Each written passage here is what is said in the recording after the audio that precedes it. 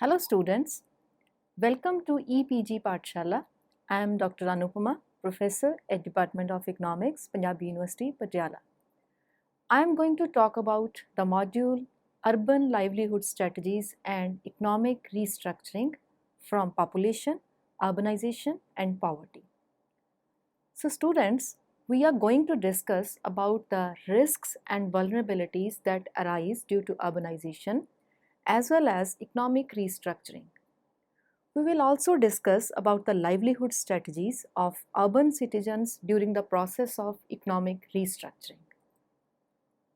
This module aims to throw light on economic restructuring, the livelihood strategies, economic restructuring in urban areas, the growth of services, changes in sectoral share in GDP, trends in traditional sectors' share in output and employment, growth of informal sector, quality of jobs in informal sector, and the risks and vulnerabilities in the informal sector. In 2011, the world population reached the 7 billion mark. This historic milestone was passed only 12 years after crossing the 6 billion mark, the shortest recorded time to add 1 billion people to the world population. At the same time, the absolute additions to the number of urban dwellers in the world are at all-time high, at almost 74 million people per year. The urban proportion of the world population passed the 50% mark in 2007, and the United Nations projections point to a further deepening of the urbanization process in the coming decades.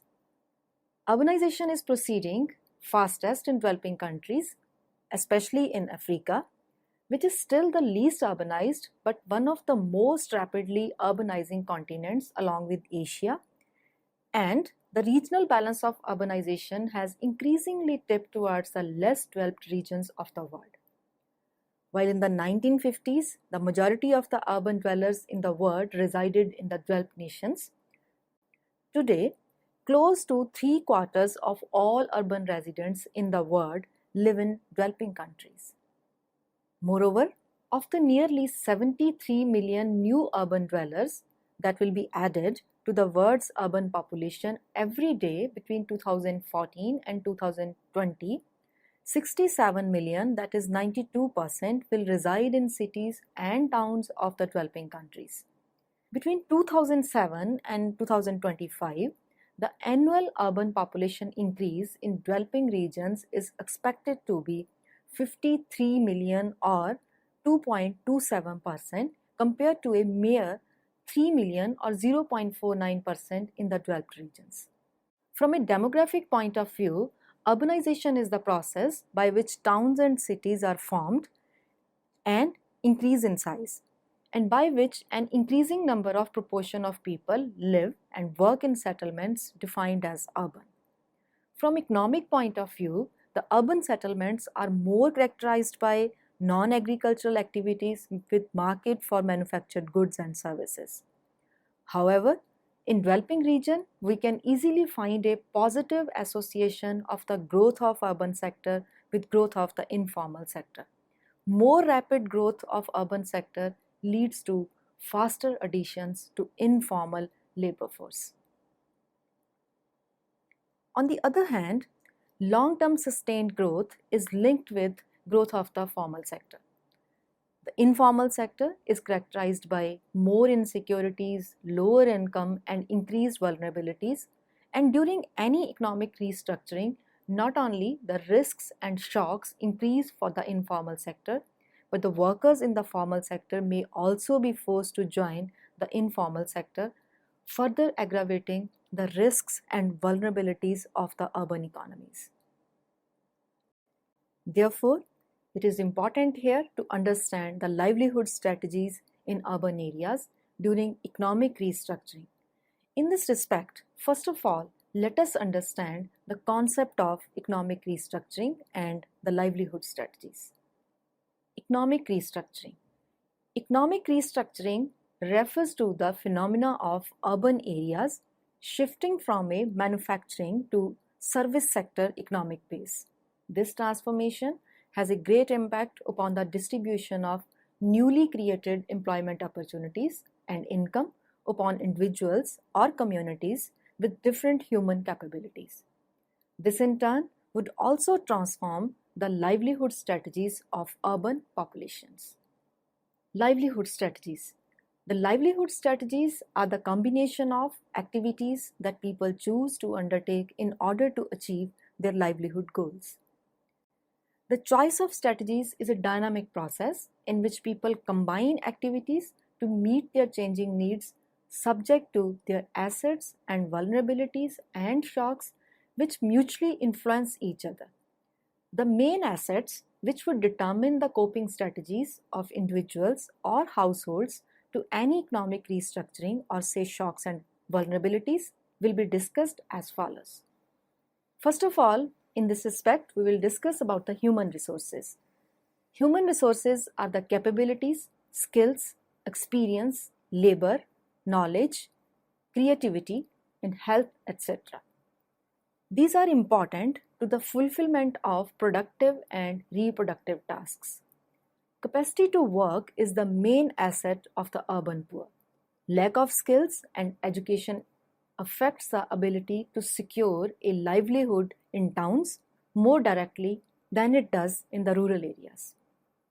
The natural resources include land, water, pastures, etc. Natural assets may be less significant in an urban setting, but with increasing reliance on agriculture, both rural and urban areas, access to land, security of tenure, and function is largely an important asset to urban dwellers directly or indirectly. The physical resources include basic infrastructure and services, that is shelter, transport, water, energy, communications, hospitals, and many things more. This also includes equipments, tools, inputs, food stocks, household assets, livestock, etc. Land in urban areas can as well be categorized as a physical asset that enables households to access shelter, has locational attributes that provide access to their livelihood possibilities, and has investment potential. The financial resources cover savings, loans, credit, wages, salaries, pensions, and remittances. Urban households are highly monetized, and so access to a monetary income is essential for survival. The social resources include formal and informal networks from various opportunities and benefits can be drawn by people in their pursuit of livelihoods. These are mainly reciprocity and trust embedded in social relations, social structures, and societal institutional arrangements. Closely linked to social resources are political resources based on access to the political process and decision making.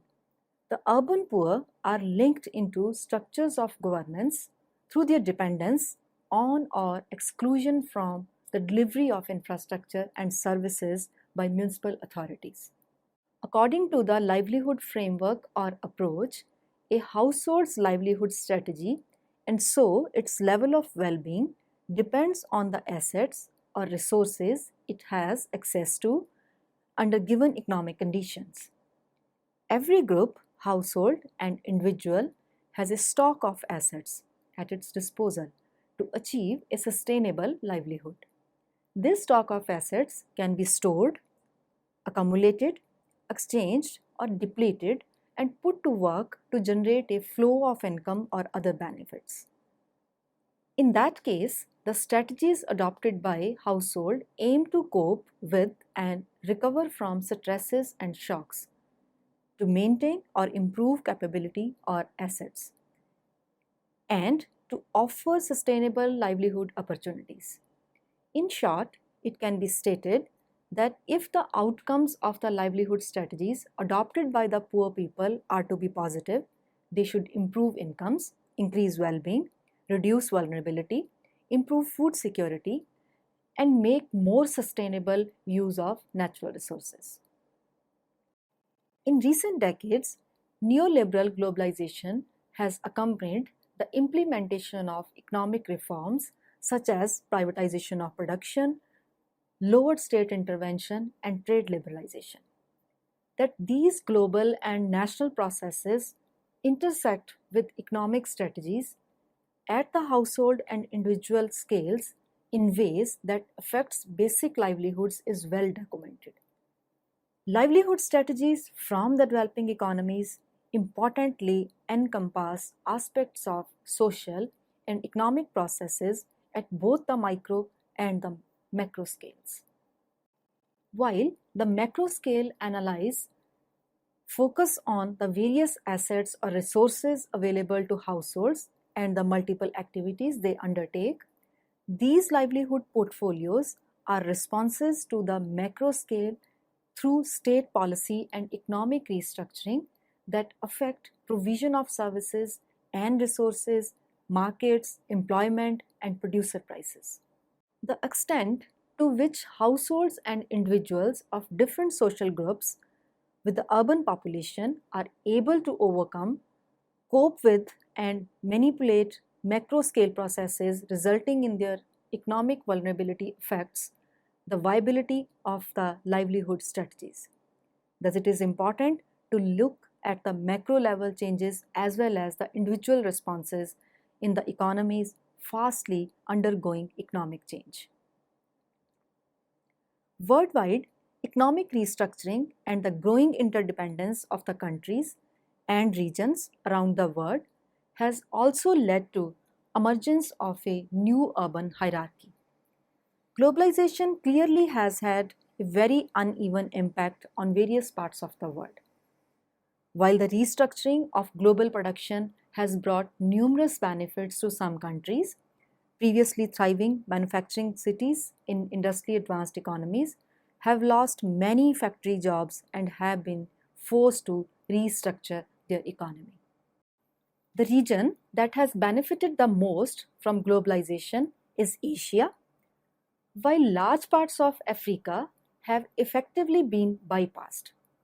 Many cities in Pacific Asia have experienced dramatic economic growth, reflecting the fact that the region is completely integrated into a new global economy.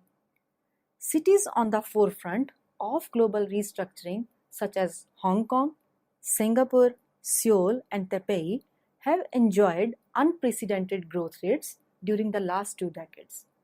All now rank among the top trading cities in the world, and in fact, the level of GNP per capita in Hong Kong and Singapore exceeds that of many European countries.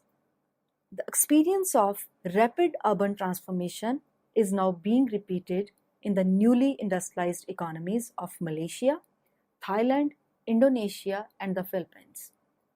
Cities such as Jakarta and Bangkok are booming even though Indonesia would still be classified as a low-income country according to the World Bank criteria, while Malaysia, Thailand, and Philippines would be considered the middle-income countries.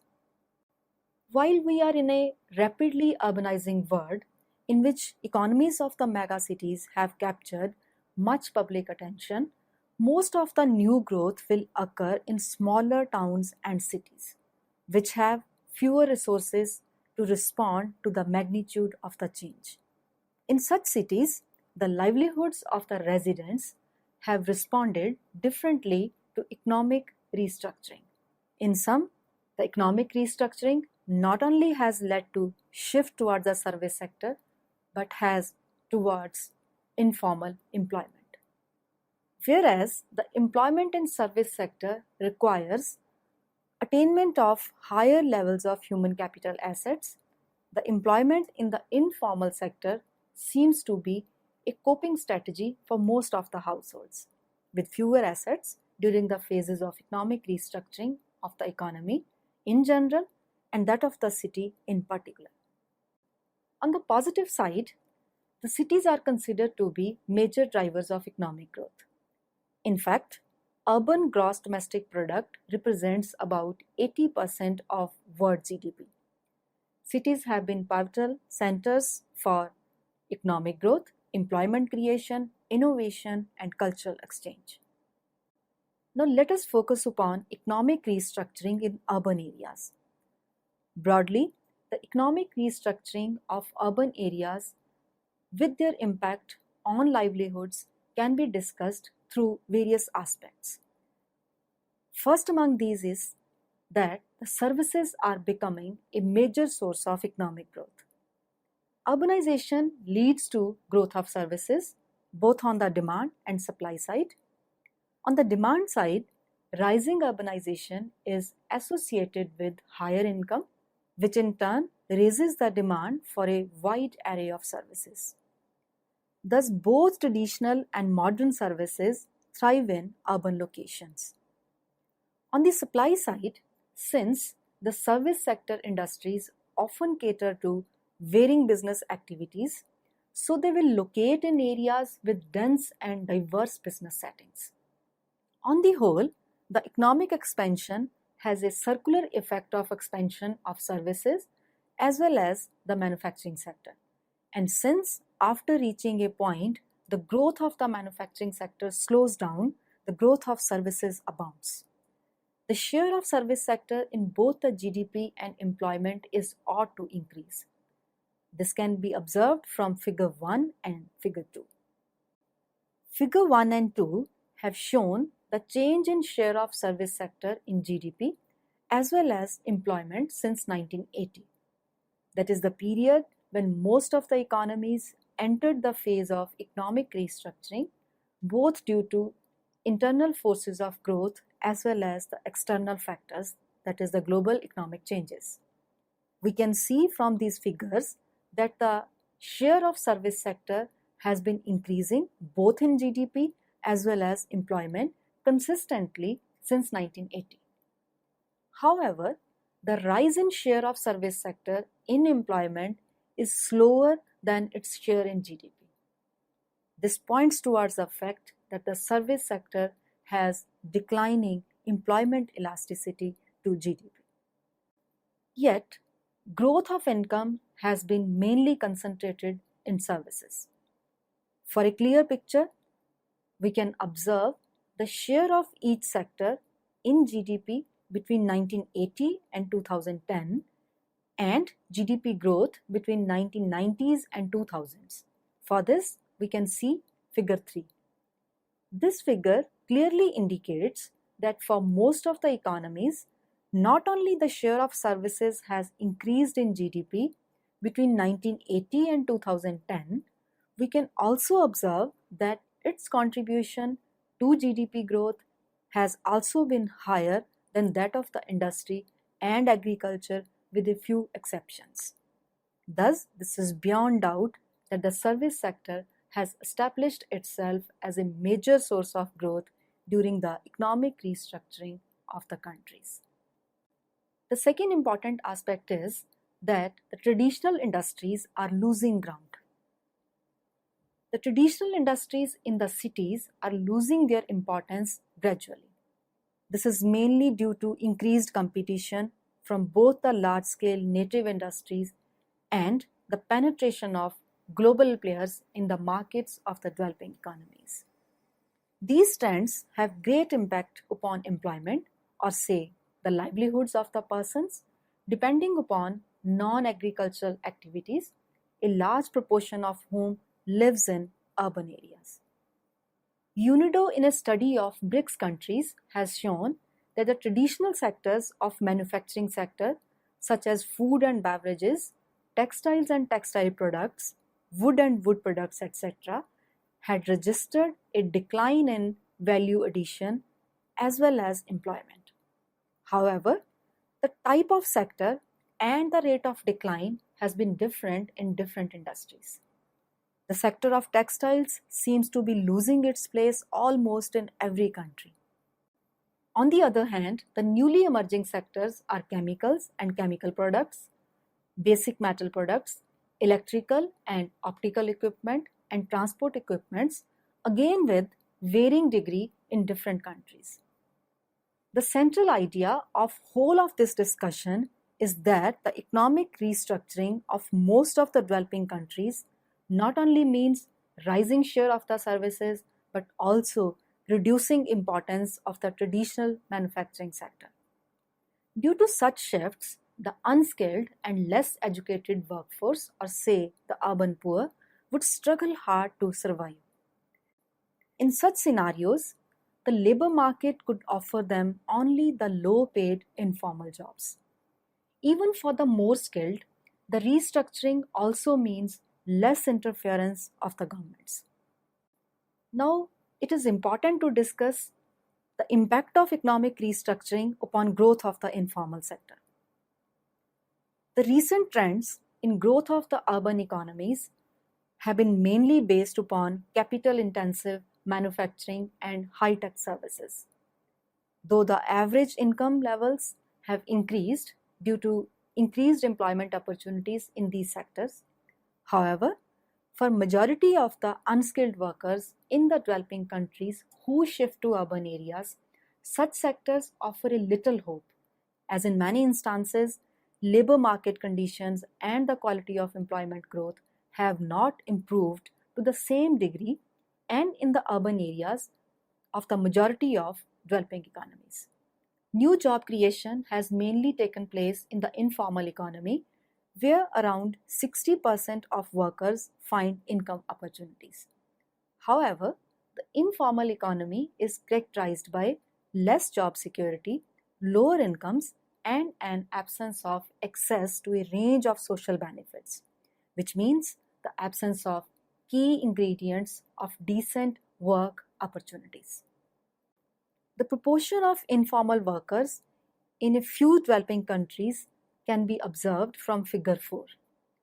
The figure shows that as compared to early 90s, the informality has increased in Latin America, remained almost the same in Asia, and declined in Africa. Though the pattern of change may not suggest a definite relationship between the economic restructuring and the proportion of informal workers, but one thing is loud and clear, and that in these economies, more than 50% of the workers are employed in the informal sector. Actually, the structural changes in these economies have shown two contrasting trends. Informality has declined as proportion of the labor force in agriculture declined, while on the other hand, the informality increased in the non-agriculture sector. Therefore, the countries which have witnessed a larger increase in informal employment in the non-agriculture sector as compared to the decline of the same in agriculture sector, the informality has increased. Even within the region, we can find wide variations. For example, in Asian region, the informality is 93% in case of India as compared to about 70% in Indonesia. However, the informal sector is very heterogeneous in composition, in which we can also find high income professionals as well as own account small enterprises apart from the casual workers, regular workers, and the unpaid family workers. In each of these segments, the vulnerability to poverty and levels of earnings are different. To understand this, we can look at Chen's framework of segmented informal labor market shown in figure 5. The figure shows that out of the informal workers, a big majority is unpaid family workers, home workers, and informal casual workers, while a very few of them are employers and regular wage workers. If we go down to this pyramid, where vast majority of informal workers are found, we can find that average earnings are lower and the risk to poverty is high, while opposite is the case for those lying in the upper segments of this pyramidical structure of informal employment. Thus, if most of the urban workers during the economic restructuring found themselves to be placed in the lower rungs of this pyramid for earning their livelihoods due to lower attainments of the assets in general, their risks and vulnerabilities would definitely be very high. This is the reason of inability or failure of urban poor to pull themselves out of the poverty through employment. A study by Vigo on 11 cities from 10 developing countries has shown that more than 70% of the workers in the cities are self-employed and less than 30% are wage employed or hired workers, out of which the share of regular workers is again very low. Moreover, the income and the wages of the hired workers are very low in the informal sector. In urban areas of most of the developing economies, these are close to the legal minimum. This can be observed from Table 1. The table shows that the income of the small entrepreneurs in urban informal sector is higher than the legal minimum wages, but the margin is not very high. It is hardly 1.7 or 1.8 times of stipulated minimum wages in the countries mentioned in the table. And in case of wages, the conditions are even worse. In Morocco, India, and Turkey, these are just equal to the minimum wages. But in Egypt and Brazil, the workers in the informal sector are not even earning the bare subsistence, as the table shows that their wages are 20% and 40% respectively of the minimum legal wages. However, the data for wages and earnings are not adequately and accurately available just due to the informal character of these activities. But it is being widely recognized that even if the respective governments are able to make the data on this aspect available, the number of darker spots would definitely be more than the bright ones. Low and irregular earnings, along with the absence of any social protection, definitely indicates prevalence of poverty among the informal sector workers. In a study commissioned by OECD, it has been indicated that the two poorest regions of the world, that is Sub-Saharan Africa and South Asia, a vast majority of the workers are in informal employment, and vast majority of people live in extreme poverty, showing an inevitable overlap between poverty and informal employment. In these countries, the poverty among the informal workers in urban areas is also higher than the national averages. Whole of the informal employment is not bad, and whole of the formal employment is also not decent one. Many a times, some workers are in the informal sector by their choice, as they want a flexible, regular jobs with fewer restrictions and regulations. These workers are not placed in the informal sector just due to shocks and vulnerabilities of the urban areas, but by their own choice. Despite these facts, it is still uncontested that in the developing countries, a greater share of poor workers live below the poverty line as compared to the formal sector workers. So students, let us summarize what we have learned in this module. To sum up, it can be stated that with rapid rates of urbanization, as the urban economies restructure themselves, we can see the decay of traditional manufacturing sector and the economy moves to high-tech services, resulting in fewer decent employment opportunities for the unskilled workers who have shifted to urban areas in search of better employment opportunities. As these workers have lower access to all types of capital assets, that is the human capital, financial capital, physical capital as well as the social capital, they are more vulnerable to the shocks of economic restructuring of the urban areas and therefore are pushed to low-paid, insecure, informal jobs.